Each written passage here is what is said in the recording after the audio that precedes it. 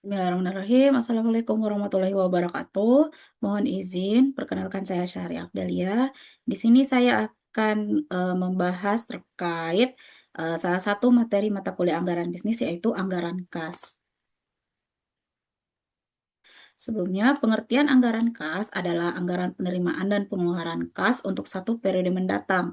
Anggaran ini akan membantu pihak manajemen perusahaan dalam mengamankan keseimbangan antara pendapatan dan juga pengeluaran kas agar sesuai dengan tingkat kewajaran.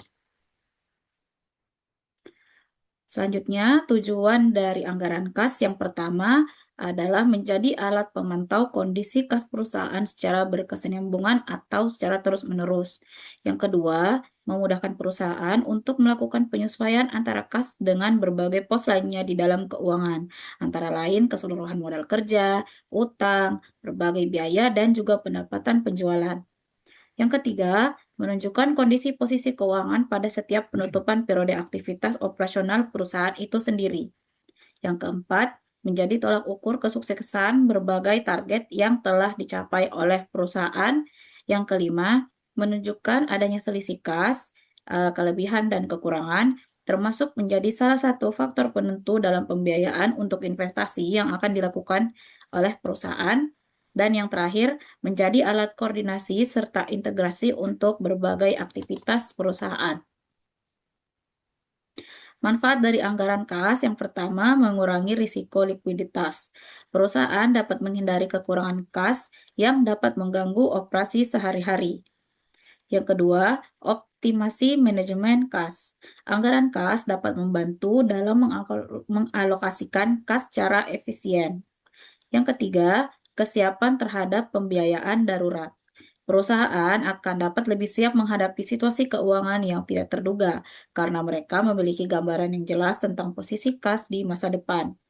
Dan yang terakhir, mendukung keberlanjutan bisnis. Dengan memantau arus kas, perusahaan dapat menjaga stabilitas keuangan dan mencegah kebangkrutan. Kemudian metode penyusunannya ada 3. Yang pertama dari penerimaan dan pembayaran. Metode ini disusun berdasarkan kolom, yaitu penerimaan dan pembayaran. Saldo awal kas yang sudah ditentukan sebelumnya ditambahkan dengan total penerimaan dan kemudian dikurangi pembayaran untuk mendapatkan saldo akhir. Selanjutnya ada untung dan rugi. Metode ini dimulai dari estimasi laba bersih, kemudian dilakukan penyesuaian terhadap transaksi yang tidak melibatkan kas seperti penyusutan, serta perubahan aktiva dan kewajiban lancar. Dan terakhir adalah neraca.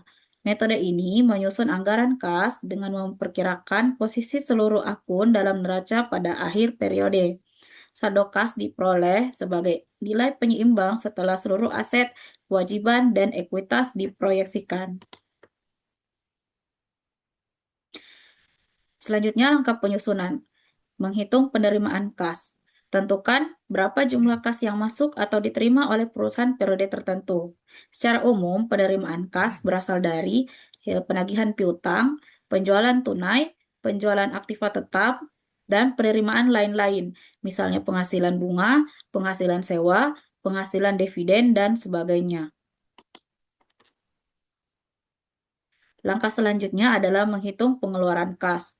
Pengeluaran kas yang terjadi dalam perusahaan biasanya berupa biaya-biaya, baik itu biaya utama dan biaya-biaya bukan utama. Contoh biaya-biayanya adalah pembelian bahan baku secara tunai, kemudian pembayaran utang, kemudian pembayaran upah tenaga kerja langsung, kemudian pembayaran biaya pabrik tidak langsung, kemudian pembayaran biaya administrasi, pembayaran biaya penjualan, pembelian aktiva tetap, pembayaran lain-lain seperti bunga, sewa, dan lain-lain. Langkah selanjutnya adalah penyusunan anggaran kas. Penyusunan anggaran kas ini akan ditentukan tindakan jika terjadi surplus atau defisit kas. Dalam menyusun anggaran, harus dipastikan seimbang, pengeluaran dan pendapatannya tidak timpang atau berat sebelah. Tapi akan lebih baik jika jumlah pendapatan lebih besar daripada jumlah pengeluaran itu sendiri.